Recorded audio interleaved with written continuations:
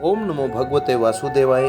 अब हम श्रीमद्भागवत महापुराण के 10वें स्कंद के 12वें अध्याय 12वें अध्याय का पाठ करेंगे, जिसमें हम जानेंगे अघासुर राक्षस कौन था, अघासुर का उद्धार भगवान श्री कृष्ण ने कैसे किया, अघ अर्थात पाप, असुर अर्थात राक्षस अर्थात पाप रूपी राक्षस, पापी राक्षस का उद्धार भगवान श्री कृष्ण ने कैसे किया। बड़ी सुंदर और बड़ी पावन कहानी है, आइए सुनते हैं। श्री सुखदेव मुनि जी कहते हैं, परीक्षित, एक दिन लाला वन में कलेवा करने के विचार से बड़े तड़के ही उठ गए। अर्थात एक दिन भगवान श्री कृष्ण बचपन में नाश्ता करने के विचार से सुबह सुबह जल्दी ही उठ गए और उन्होंने मन ही मन ये विचार किया कि आज का नाश्ता वन में ही करूंगा, और सिंगी बाजे की मधुर मनोहर ध्वनि से अपने साथी ग्वाल बालों को मन की बात बतलाते हुए उन्हें जगाया और बछड़ों को आगे करके वे वज्रमंडल से निकल पड़े।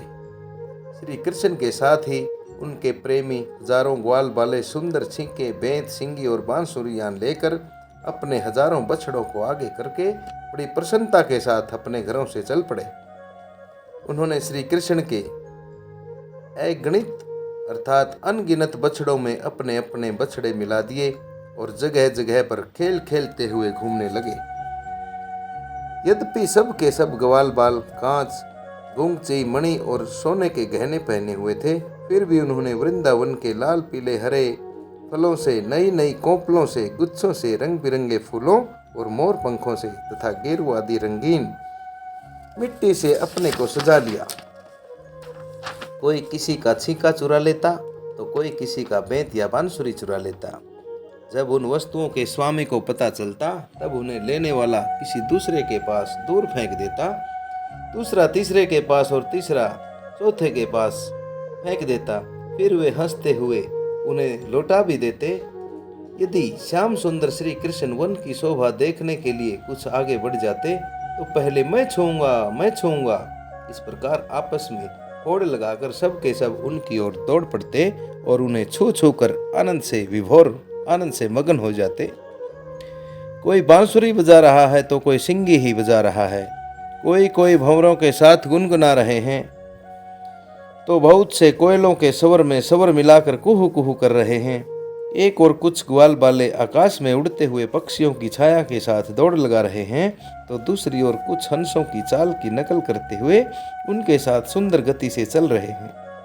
कोई बुगले के पास उसी के समान आंखें मूंद कर बैठ रहे हैं तो कोई मोरों को नाचते हुए देखकर उन्हीं की तरह नाच रहे हैं। कोई बंदरों की पूंछों को पकड़कर खींच रहे हैं तो दूसरे उनके साथ इसी पेड़ से उस पेड़ पर चढ़ रहे हैं।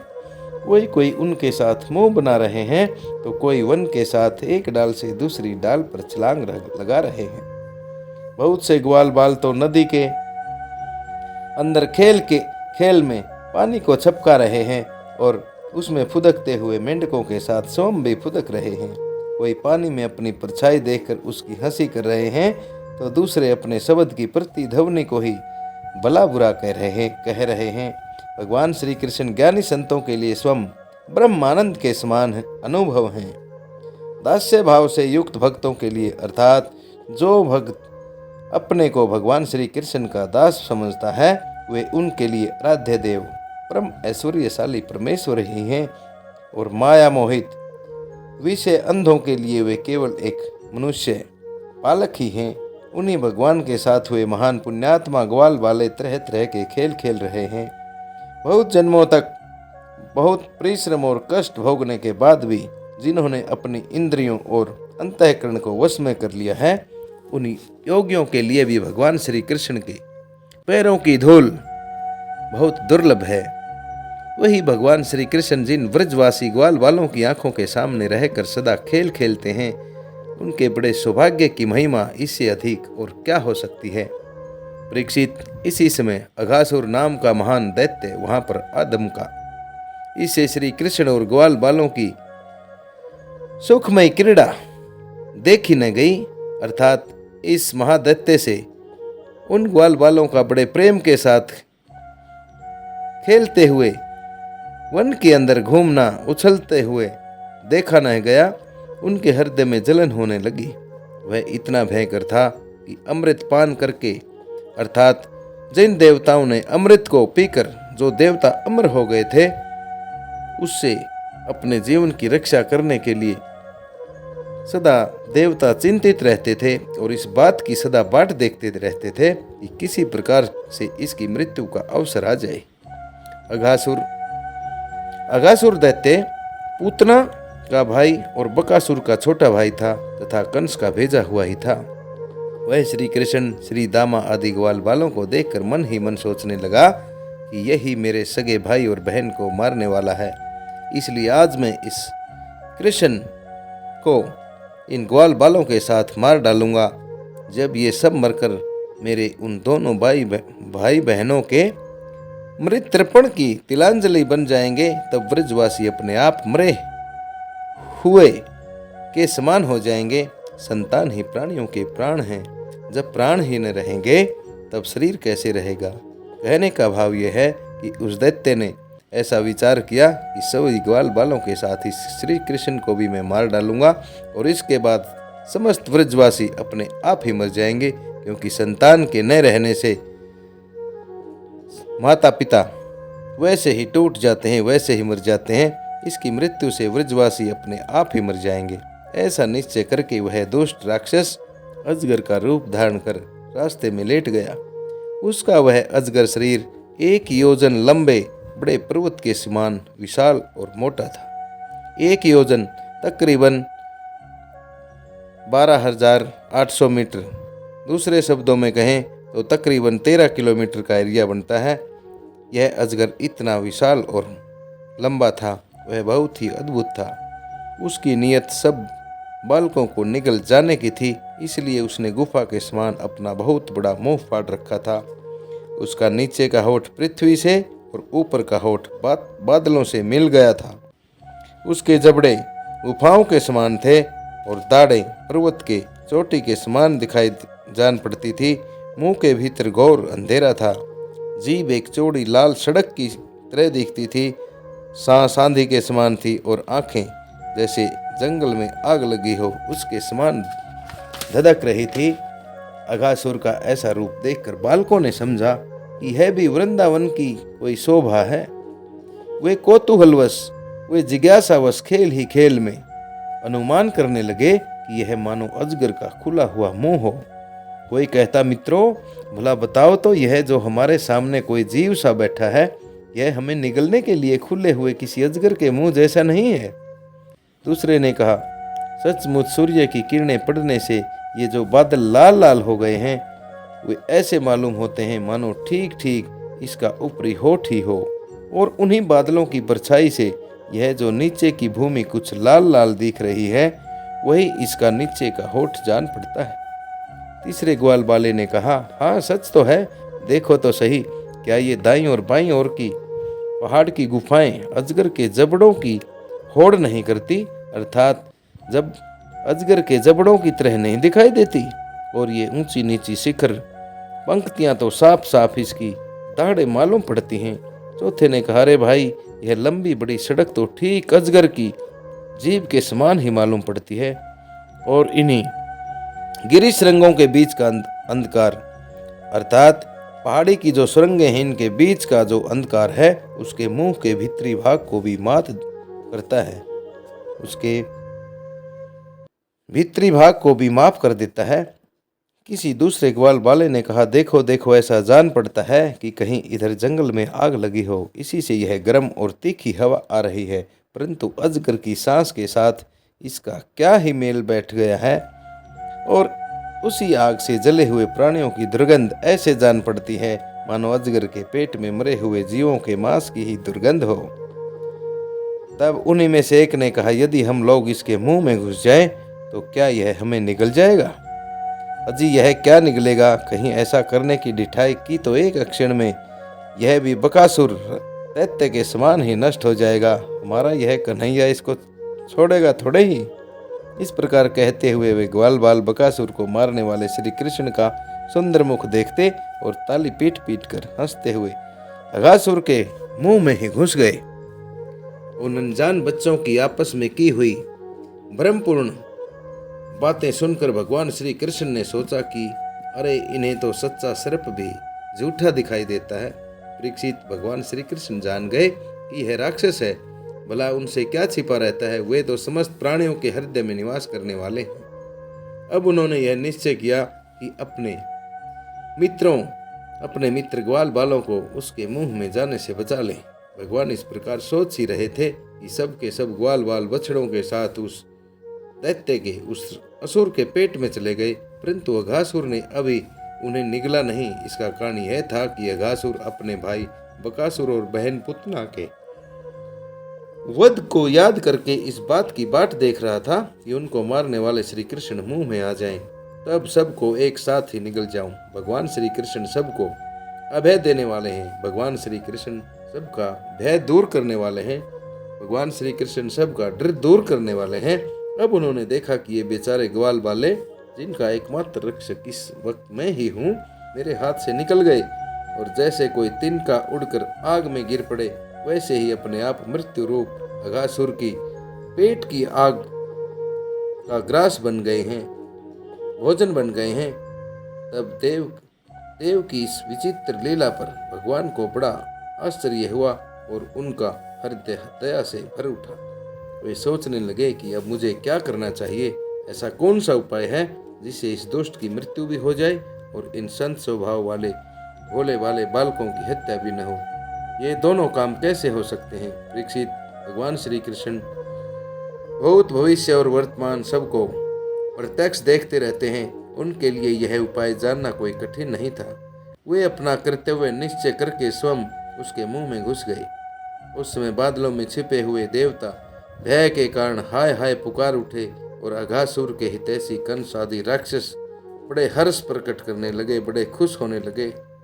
अघासुर दैत्य बछड़ों और ग्वाल बालों के साथ भगवान श्री कृष्ण को अपनी दाढ़ों से चबाकर चूर चूर करना चाहता था, परंतु उसी समय अविनाशी श्री कृष्ण ने देवताओं की हाय हाय सुनकर उसके गले में अपने शरीर को बड़ी फुर्ती से भिड़ा लिया। इसके बाद भगवान ने अपने शरीर को इतना बड़ा कर लिया कि उसका गला ही रुंध गया, आंखें उलट गई। वह व्याकुल होकर बहुत बुरी तरह से छटपटाने लगा, सांस रोककर सारे शरीर में भर गई और अंत में उसके प्राण उसके शरीर के रंध्रों को फोड़कर निकल गए। उसी मार्ग से प्राणों के साथ उसकी सारी इंद्रियां भी शरीर से बाहर निकल आई। उसी समय भगवान कृष्ण ने अपनी अमृतमयी दृष्टि से मरे हुए बछड़ों और ग्वाल बालों को जीवित कर दिया और उन सब को साथ लेकर वे अघासुर के मुंह से बाहर निकल आए। उस अजगर के स्थूल शरीर से एक अत्यंत अद्भुत और महान ज्योति निकली। उस समय उस ज्योति के प्रकाश से 10 दिशाएं प्रकाशित हो उठी। वह थोड़ी देर तक तो आकाश में स्थित होकर भगवान के निकलने की प्रतीक्षा करती रही। जब वे बाहर निकल आए तब वह सब देवताओं के देखते देखते उन्हीं में समा गई। उस समय देवताओं ने फूल बरसाकर, अप्सराओं ने नाचकर, गंधर्वों ने गाकर, विद्याधरों ने बाजे बजाकर, ब्राह्मणों ने स्तुति पाठ कर और पार्षदों ने जय जयकार के नारे लगाकर बड़े आनंद से भगवान श्री कृष्ण का अभिनंदन किया, क्योंकि भगवान श्री कृष्ण ने अघासुर को मारकर उन सब का बहुत बड़ा काम किया था। इन अद्भुत स्तुतियों, सुंदर बाजों, मंगलमय गीतों, जय जयकार और आनंद उत्सव की मंगल ध्वनि ब्रह्मलोक के पास पहुंच गई। जब ब्रह्मा जी ने यह ध्वनि सुनी तब वे बहुत ही शीघ्र अपने वाहन पर चढ़कर वहां आए और भगवान श्री कृष्ण की यह महिमा देखकर आश्चर्यचकित हो गए। परीक्षित, जब वृंदावन में अजगर का यह चाम सूख गया, उसका चमड़ा सूख गया, तब वह ब्रजवासियों के लिए बहुत दिनों तक खेलने की एक अद्भुत गुफा सी बना रहा। यह जो भगवान ने अपने ग्वाल बालों को मृत्यु के मुख से बचाया था और अघासुर को मोक्ष दान किया था, वह लीला भगवान ने अपनी कुमार अवस्था में अर्थात 5वें वर्ष में ही की थी। ग्वाल बालों ने उसे उसी समय देखा भी था, परंतु पौगंड अवस्था अर्थात 6ठे वर्ष में अत्यंत आश्चर्यचकित होकर वृज में उसका वर्णन किया। कहने का भाव यह है कि ग्वाल बालों ने यह लीला भगवान जब 5 वर्ष के थे तब देखी थी, लेकिन उन्होंने इसका कोई भी वर्णन इस वक्त नहीं किया। उन्होंने इस लीला का वर्णन छठे वर्ष में किया। छठे वर्ष में क्यों किया, यह अगले अध्याय में हम जानेंगे। अघासुर मूर्तिमान अघ अर्थात एक पाप ही था। भगवान के स्पर्श मात्र से उसके सारे पाप घुल गए और उसे उस सारूप्य मुक्ति की प्राप्ति हो गई। भगवान के रूप की मुक्ति की प्राप्ति हुई जो पापियों को कभी नहीं मिल सकती। परंतु यह कोई आश्चर्य की बात नहीं है, क्योंकि मनुष्य बालक की सी लीला रचने वाले वे ही परम पुरुष परमात्मा हैं, जो व्यक्त और अव्यक्त और कार्य कांड रूप समस्त संसार के एकमात्र विधाता हैं। भगवान श्री कृष्ण के किसी एक अंग की भाव निर्मित प्रतिमा यदि ध्यान के द्वारा एक बार भी हृदय में बिठा ली जाए तो वह सालोक्य सामीप्य आदि गति का दान करती है। अर्थात भगवान की भाव प्रतिमा को अगर एक बार भी ध्यान से हृदय में जो बिठा लेते हैं वह सालोक्य अर्थात भगवान के लोक और सामीप्य और भगवान के समीप की ही अनुभूति कराने वाली गति दान कर देती है, जो भगवान के बड़े बड़े भक्तों को भी मिलती रहती है। भगवान आत्मानंद के नित्य साक्षात्कार स्वरूप हैं। माया उनके पास तक नहीं फटक पाती। वे ही स्वयं अघासुर के शरीर में प्रवेश कर गए। क्या अब भी उसकी सदगति के विषय में कोई संदेह है? सूत जी आगे कहते हैं, शौनक आदि ऋषियों, यदुवंश शिरोमणि भगवान श्री कृष्ण ने ही राजा परीक्षित को जीवन दान दिया था। उन्होंने जब अपने रक्षक एवं जीवन श्रवस्तव का यह विचित्र चरित्र सुना तब उन्होंने फिर श्री सुखदेव जी महाराज से उन्हीं की पवित्र लीला के संबंध में प्रश्न किया।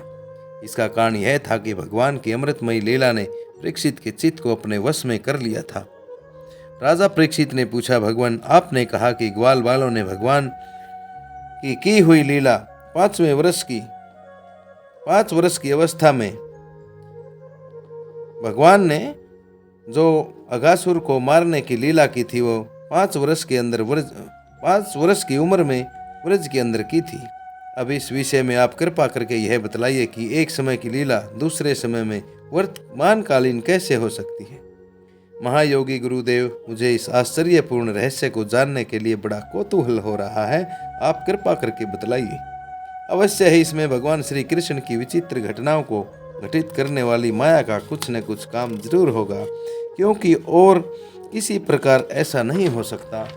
गुरुदेव, यद्यपि अक्षत्रिय उचित धर्म ब्राह्मण सेवा से उलट होने के कारण मैं अपराधी नाम मात्र का क्षत्रिय हूँ, तथापि मेरा बड़ा अहोभाग्य है कि हम आपके मुख से लगातार झरते हुए परम पवित्र मधु में श्री कृष्ण लीला अमृत का बार बार पान कर रहे हैं। कहने का भाव यह है कि सुखदेव मुनि जी से राजा परीक्षित जी कहते हैं कि हे सुखदेव मुनि, मैं हूँ तो क्षत्रिय और अक्षत्रियों का ब्राह्मणों की सेवा करना परम कर्तव्य होता है, लेकिन मैं ब्राह्मण का अपराधी हूँ, क्योंकि राजा परीक्षित ने एक ब्राह्मण ऋषि को के गले में सांप डाल दिया था, जिससे शापित होकर उन्हें तक्षक नाग द्वारा डसे जाने का श्राप मिला था।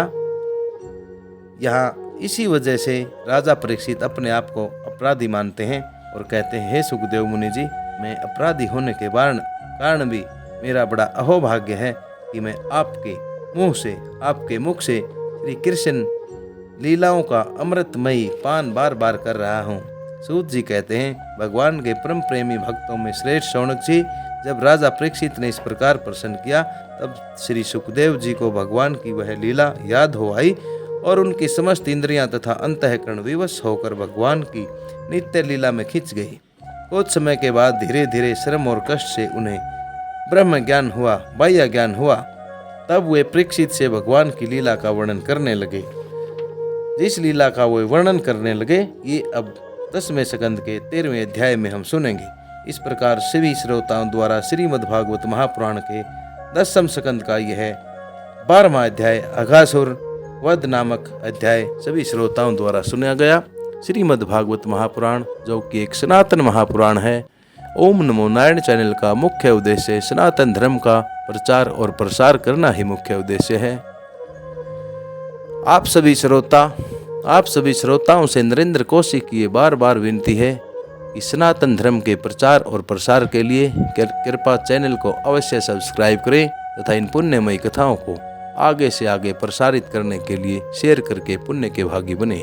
इन्हीं शब्दों के साथ नरेंद्र कौशिक का आप सभी को ओम नमो भगवते वासुदेवाय, ओम नमो भगवते वासुदेवाय, ओम नमो भगवते वासुदेवाय।